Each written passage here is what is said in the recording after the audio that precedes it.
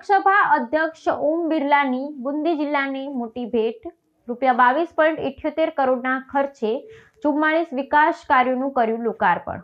લોકસભા અધ્યક્ષ ઓમ બિરલાએ બુંદી જિલ્લાના ડાબી વિસ્તારમાં આયોજિત એક ભવ્ય સમારોહમાં અંદાજે ₹22.78 કરોડ રૂપિયાના કુલ 44 જેટલા વિવિધ વિકાસ કાર્યોનું લોકાર્પણ કર્યું હતું।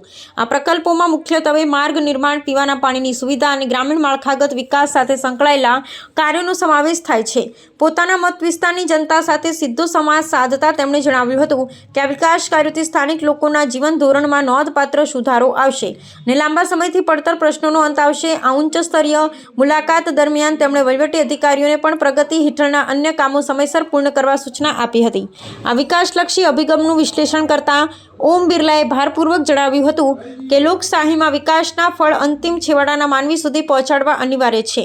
22.78 કરોડના રોકાણ દ્વારા શિક્ષણ, આરોગ્ય અને પરિવહન ક્ષેત્રે નવી ગતિશીલતા આવશે, જે બુંદી જિલ્લાના આર્થિક ચક્રને વેગ આપશે। તેમણે ઉમેર્યું કે સંસદીય પ્રતિનિધિ તરીકેની તેમની પ્રાથમિકતા હંમેશા જનતા માટે રાહત અને આધુનિક માળખાગત સવલતો ઊભી કરવાની રહી છે। આટલી મોટી સંખ્યામાં વિકાસ કાર્યોનું એકસાથે લોકાર્પણ થવાથી સ્થાનિક રહીશોમાં હર્ષની લાગણી ફેલાઈ છે અને તે રાજ્યના પ્રગતિશીલ મોડેલમાં એક નવું સોપાન સાબિત થશે।